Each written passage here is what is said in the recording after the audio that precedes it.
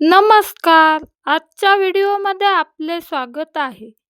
आज आपण तगरीची फुले आणि फुलझाड याविषयी माहिती जाणून घेणार आहोत. त्यापूर्वी आपण या चॅनेलवर नवीन असाल तर चॅनेलला सबस्क्राईब करा. त्यामुळे या चॅनेलवरून दिल्या जाणाऱ्या व्हिडिओचे नोटिफिकेशन आपल्याला लगेच मिळेल. तगरीची फुले ही पांढऱ्या रंगाची असतात. ही फुले अतिशय आकर्षक आणि सुंदर दिसतात. तगरीचे झाड 5-6 फूट उंच वाढते. तगर ही सदाहरित बहुवर्षीय झुडूपवर्गीय वनस्पती आहे.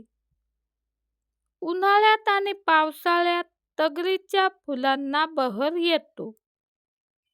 ही पहा, तगरीच्या झाडावर फुललेली फुले अशा प्रकारे अतिशय आकर्षक आणि सुंदर दिसतात.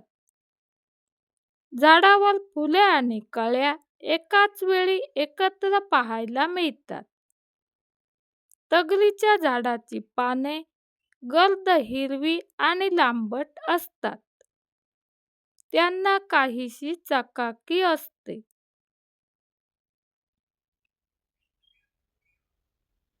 तगरीची झाडे ही फांद्या लावून त्यापासून लावली जातात.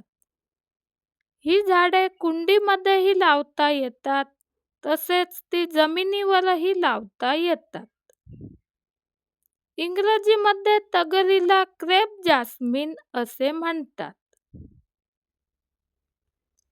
तगरीचे झाड एकदा लावले की त्याची विशेष अशी काळजी घ्यावी लागत नाही.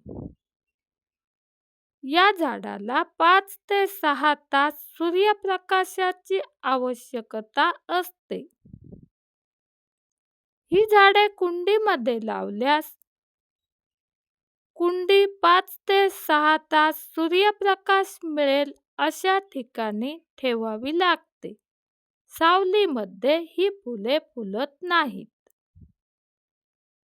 तसेच पाण्याचा निचरा होणारी जमीन या झाडासाठी आवश्यक असते. ही झाडे कुंडीमध्ये लावल्यास त्यामध्ये पाणी साचून राहणार नाही याची काळजी घ्यावी लागते. ही फुले अतिशय आकर्षक दिसतात, त्यामुळे बागेमध्ये शोभेसाठी ही फुलझाडे लावली जातात. तगरीची फुले ही एकेरी पाकळ्यांची आणि अनेक पाकळ्यांची झपकी फुले अशी 2 प्रकारची असतात. ह्या पहा, तगरीच्या कळ्या अशा प्रकारे दिसतात. एकेरी पाकळीच्या तगरीच्या फुलांना 5 पाकळ्या असतात आणि झपक्या फुलांना अनेक पाकळ्या असतात. ही फुले तुलनेने एकेरी तगरीपेक्षा आकर्षक दिसतात. एकेरी पाकळीची फुले ही चांदणीप्रमाणे दिसतात, म्हणून काही ठिकाणी या फुलांना चांदणीची फुले असेही म्हटले जाते. तगरीच्या झाडाला वर्षभर तुरळक प्रमाणात फुले येतात. तगरीच्या झाडाची पाने आणि मुळे यांचा उपयोग आयुर्वेदिक औषधांमध्ये करण्यात येतो.